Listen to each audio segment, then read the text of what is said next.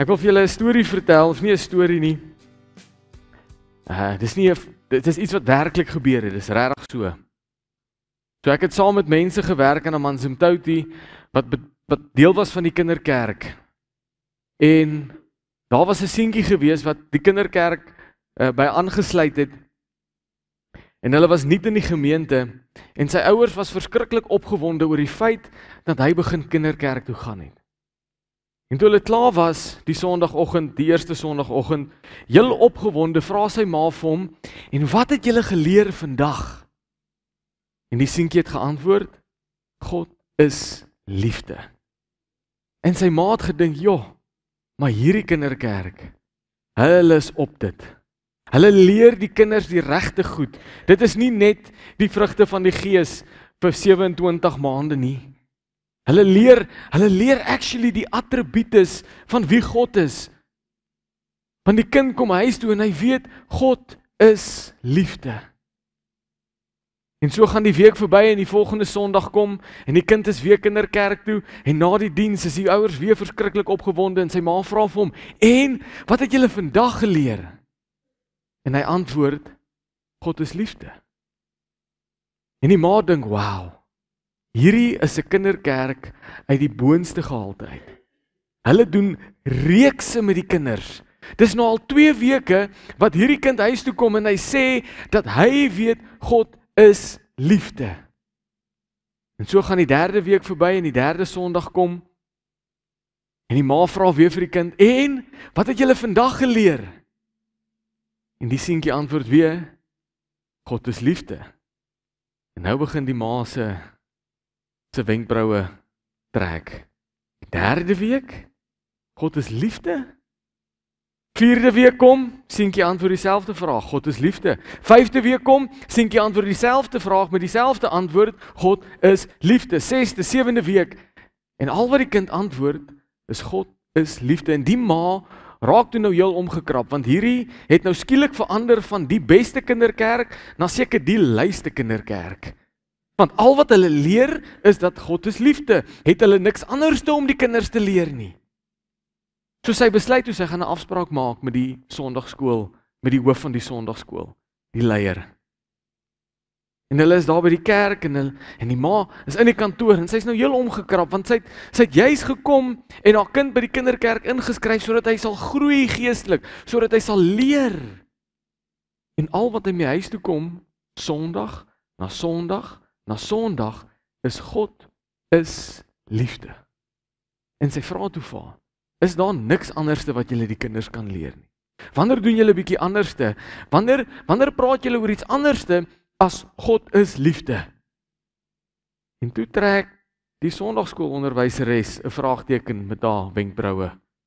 En sy sê, maar mevrou, ons het nog nie een keer hierdie jaar God is liefde gedoen nie. Ons was verlang besig met die vrugte van die Gees en ons is nou by die wapenrusting, maar ons het nie God is liefde gedoen nie. Wat leer ons hieruit? Wat sien ons uit hierdie les uit? Want ons kan na hierdie storie kyk en ons kan dink, sjoe, maar hier is 'n jong seentjie ingestel op die liefde van God en die attribute van God dat hy liefde is. En dis wonderlik en dis mooi. Maar as dit al is, het jy so effe van 'n probleem. As jy vir altyd jou hele geloofslewe, jou hele Christelike lewe net hierdie een attribute van God raak sien, dan gaan jy iewerste die pot mis. Want sien, God is soveel meer. Jesus Christus is soveel meer. En as ek vandag vir volwasse kinders van God moes vra, wie is Jesus? En julle kan dit gaan toets. Gaan werk toe.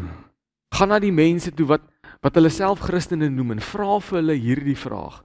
Wie is Jesus vir jou? En ek kan vir jou waarborg met 99% sekerheid, jou eerste antwoord gaan wees, Jesus is liefde. Want dis al wat ons weet.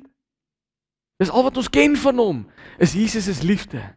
Dan die ander 1% sal hulle sê, Jesus is genade. of hulle sal sê, Jesus is die krag van my lewe. Jesus is vrede. En dis waar, dis alles waar, dis goed en wel. Maar is dit werklik al wie hy is? Is dit werklik al wat hy vir ons is, wat hy vir ons beteken? Hierdie hele idee agter wie is Jesus, is in my gebore die dag toe ek hoor iemand maak die stelling. Eintlik die vraag was gevra, wat is die eerste ding wat jy doen, of wat jy gaan doen, as jy in die hemel aankom? Wat is die eerste ding? En die persoon het geantwoord, ek gaan hardloop, en ek gaan op Jesus se skoot sit, en ek gaan vir hom 'n drukkie gee. En dit klink so mooi, maar dit het my laat besef dat ons weet nie, wie is Jesus nie. Ons weet nie wie hy werklik is nie, want sien, daar's 'n sekere reaksie reg deur die woord van God wat gebeur wanneer mense se verstandelike of geestelike oë oopgaan vir wie Jesus Christus regtig is. Daar is een reaksie keer op keer op keer as iemand besef wie Jesus werklik is. Sien, ons het Johannes gedoen, ons is deur Johannes 1, ons weet Jesus het vlees geword, ons weet hy het onder ons kom woon, ons weet hy het aan die kruis gesterf, ons weet hy het ons sondes vergewe, maar die prentjie in ons kop het vasgehak dat Jesus 'n mens is. Kom ek lees vir julle. Ons temavers vir die konferensie. Openbaring 1 vers 17 en 18. Toe ek hom sien, het ek voor sy voete neergeval soos 'n dooie. Maar hy het sy regterhand op my gelê en gesê, hou op om bang te wees. Ek is die eerste en die laaste en die lewende. Ek was dood, maar kyk, ek leef vir ewig en ewig. Ook hou ek die sleutels van die dood en van Hades. Johannes se reaksie het vir my die idee gegee dat ek en jy het die prentjie van Jesus iewers te verloor. Iewers het ons die verkeerde reaksie gehad. Iewers het ons die verkeerde prentjie in ons gedagtes ontwikkel, want steek gou jou hand op, het jy al die teenwoordigheid van die Heilige Gees, die teenwoordigheid van Jesus in die gemeente gevoel? Het jy? Ja. Ons almal, ek het al. Hoeveel keer het jy op jou gesig neergeval in eerbiedigheid vir hom? Want dit was Johannes se eerste reaksie. Is toe ek hom sien, toe val ek soos 'n dooie voor sy voete. En wat ons gaan probeer om te bereik hierdie naweek, is dat ons weer daai eerbiedigheid, daai opregte prent, daai opregte beeld. Ek dink nie daar's woorde goed genoeg om dit te beskryf nie. Daar's woorde soos prent en beeld, maar dit doen nie vir my die volle justice wat dit moet nie.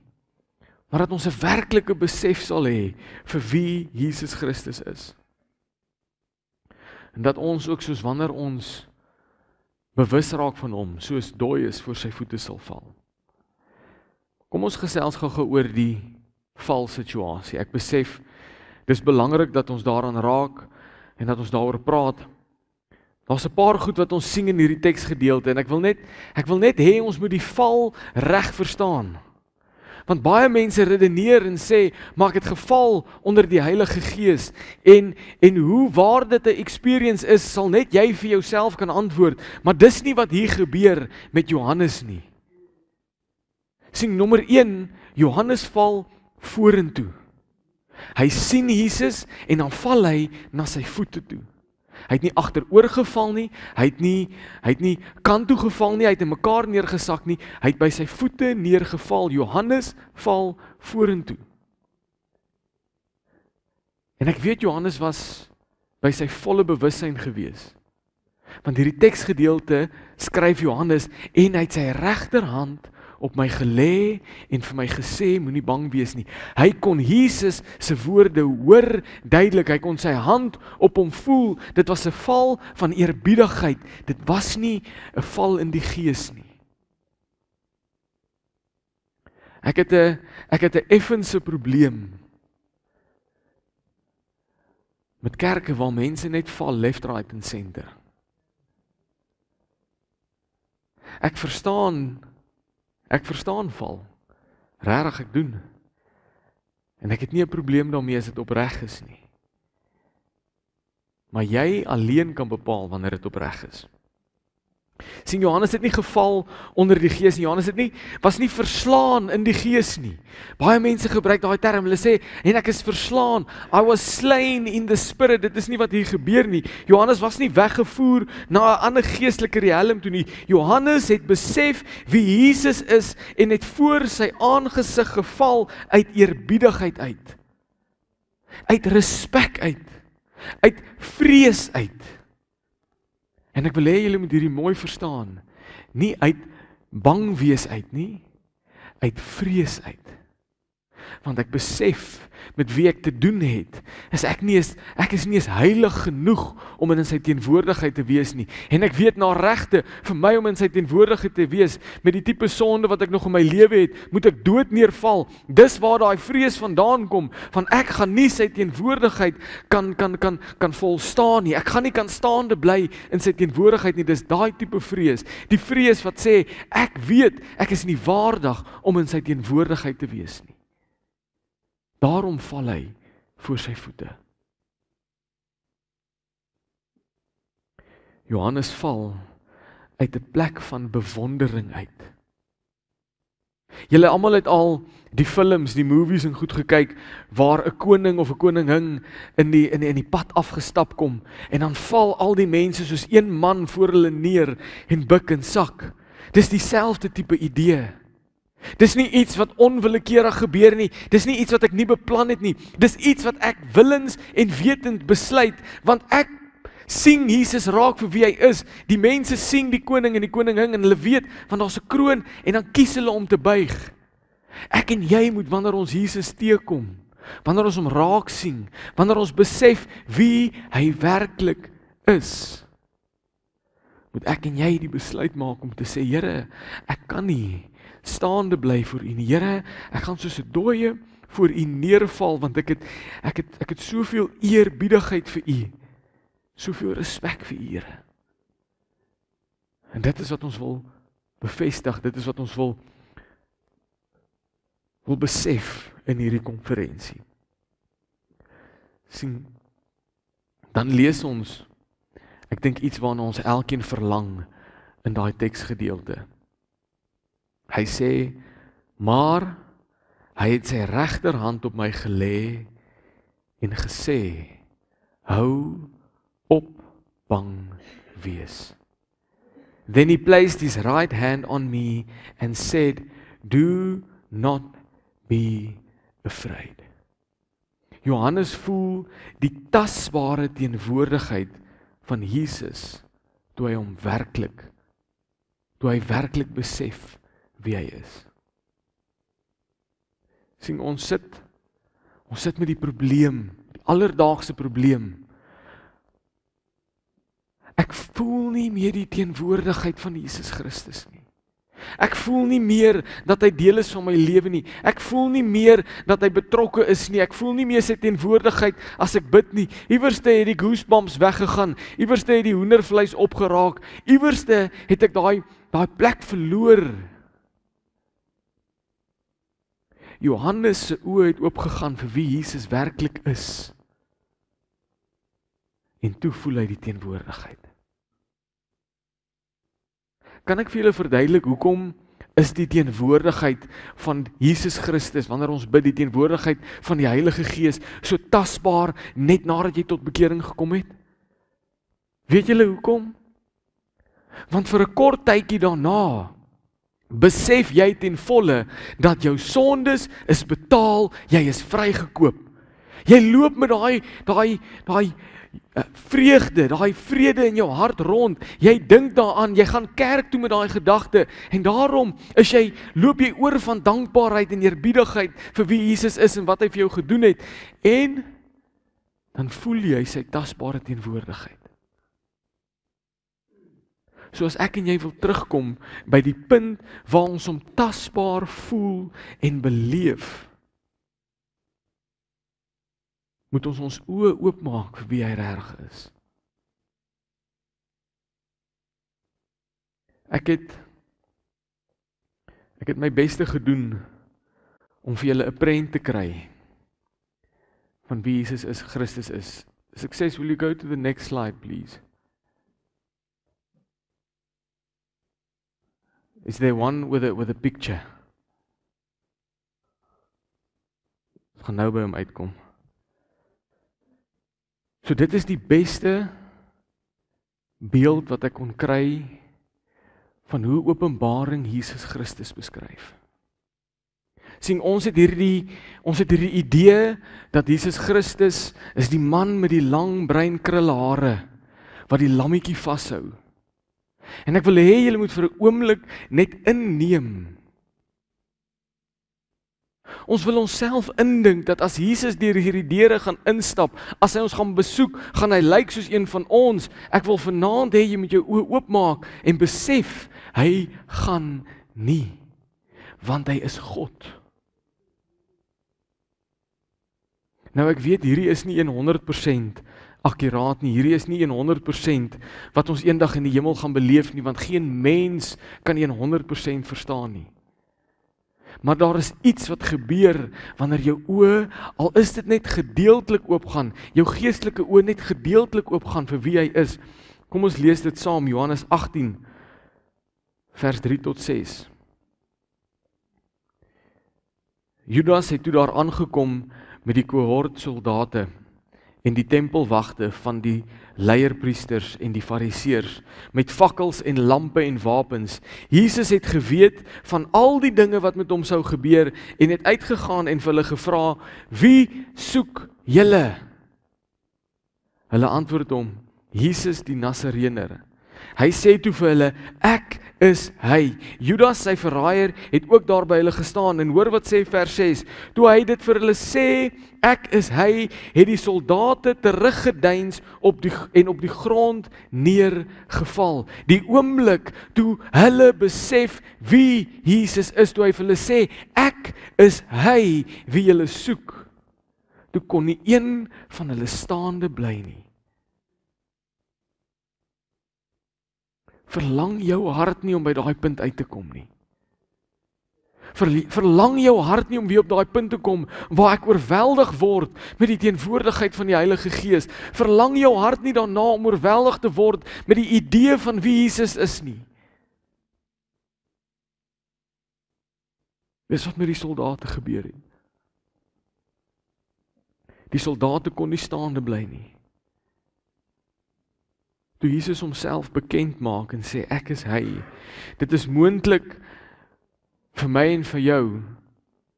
En ek wil hê ons moet hierdie vanaand besef. As jy op 'n punt in jou lewe is waar jy voel, maar ek voel dit nie. Ek is nie daar waar almal anderste is nie. Ek huil nie wanneer die aanbidding diep raak nie. Ek slaan nie 'n hoendervleis uit nie. Die hare in my nek staan nie regop nie. Daar moet iets fout wees met my. Ek wil vir jou sê, daar is nie iets fout met jou nie. Daar is nie. Want dit is moontlik vir jou om vir Jesus al vir jare te dien. Om hom vir jare 'n pad met hom te stap en nog steeds nie ten volle te begryp wie hy is nie. En my gebed vir vanaand en vir die naweek is dat die Here homself werklik aan elkeen van ons sal openbaar. Kom ek lees vir julle nog 'n gedeelte uit die teks uit. Matteus 17 vers 2 tot 6. Jesus is op die berg van verheerliking. Voor hulle het hy van gedaante verander, sy gesig het gestraal soos die son en sy klere het skitterend wit geword soos die lig. En kyk, Moses en Elia het aan hulle verskyn en was met hom in gesprek.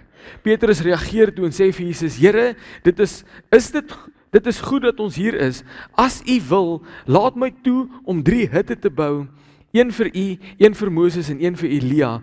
Terwyl hy nog praat, het 'n helder wolk skielik 'n skaduwee oor hulle gegooi en kyk, 'n stem uit die hemel sê, dit is my geliefde seun oor wie ek my verheug. Sien julle wat gebeur? God sê vir hulle, wie is Jesus? Hy sê vir die disippels stap nou al jare 'n pad met hom. Toe God aan hulle openbaar wie Jesus Christus is, kyk wat gebeur, dit is my geliefde seun oor wie ek my verheug, luister na hom. Toe die disippels dit hoor, het hulle op hulle gesigte neergeval, oorval deur vrees. Nie bang wees nie, maar vrees. Op hulle gesigte neergeval.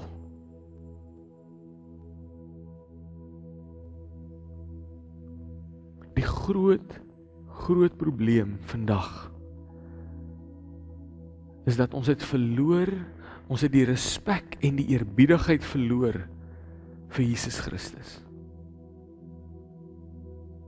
Ja, hy is vol genade en hy is vol liefde, en as dit nie vir sy genade of vir sy liefde was nie een van ons hier gewees vanaand nie. Maar hy is nie net dit nie. Kan ek met julle iets deel wat moeilik is? Jesus is heilig ook. En hy sê in Johannes 15, wees in my soos wat ek in die Vader is. Weet jy wat vereis dit vir jou om in hom te wees? Om te besef hy is heilig. En om jou beste te gee om ook heilig te wees. Maar die rede hoekom ons nie daar kom nie, is want ons besef nie dat hy heilig is ook nie. Weet jy dat die Here regverdig is ook? Ja, hy is genadig, maar hy is regverdig ook. En hy gee aan elkeen wat hom toekom. Nou wanneer ons dit vir mekaar sê, die Here gee aan elkeen wat hom toekom. Wanneer ons Jesus sien in die lig van genade en liefde, dan is dit lekker, want al wat my toekom is genade en liefde. Maar wanneer ons dink aan regverdigheid en heiligheid en geregtigheid, dan besef ons iets anderste. Dan besef ek wat my dalk toekom is nie altyd so lekker nie. En ek moet my gedagtes verander van wie Jesus is. Ek moet my gedagtes verander van die man wat die lammetjie vashou na God, wat aan die regterhand van God die Vader sit. Jesus Christus. Dis wie hy is. Sy disippels het jare en jare saam met hom geloop en spandeer, en hulle het dit ook gemis. Maar toe Jesus homself openbaar, ek gaan vra dat die musiekspan so langs weer na vore kom, want ek wil die geleentheid gebruik vanaand. Ek wil die geleentheid gebruik. Het is goed en wel om hier te sit en te luister na die woorde wat ek sê, maar almal wie se oë oop gegaan het, sy oë het nie oopgegaan toe mense met hulle gepraat het nie. Johannes se oë gaan oop toe Jesus met hom praat. Die disippels se oë gaan oop toe God met hulle praat. Die soldate kon nie staande bly nie toe Jesus met hulle praat, en ons gaan die geleentheid skep, en ek wil die verantwoordelikheid lê nie by my nie. Dit lê by jou.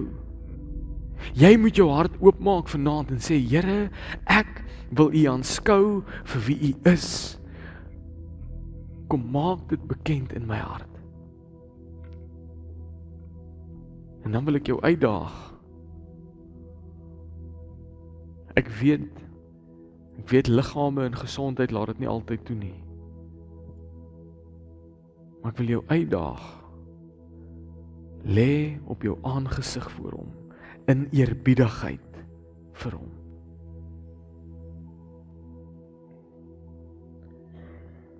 Sien, daar is iets wat moet gebeur vir my en jou om Jesus te aanskou vir wie hy werklik is. Jy moet dit soek. Johannes, toe Jesus aan hom verskyn, was alreeds in die Gees. Hy was alreeds besig om te bid. Hy was alreeds besig om homself bewus te maak van wie Jesus is. Die soldate wat nie kon staande bly nie, hulle was op soek na Jesus. Hulle wou weet, wie is Jesus, die Nasareëner? Waar is hy? Ons is op soek na hom. Die disippels was alreeds in sy teenwoordigheid.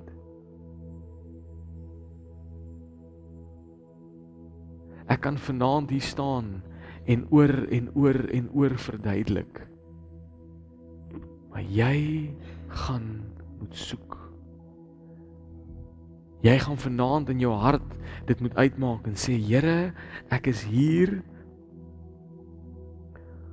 Ek is hier om my beeld van wie U is te verander. Ek soek U in gees en in waarheid. So ons gaan weer 'n lied of 2 sing en ek wil jou die geleentheid gee om op jou eie tyd die Here se aangesig te soek. As jy wil uitkom, kom uit. As jy vir iemand wil bid, bid vir iemand. As jy iewerste in 'n gangetjie wil lê in 'n gangetjie, maar gebruik die geleentheid. Val voor sy voete vanaand. Amen. Kom ons sluit net die oë en dan bid ons saam. Here, dit is ons gebed, Here, dat U elke hart sal kom aanraak, Here.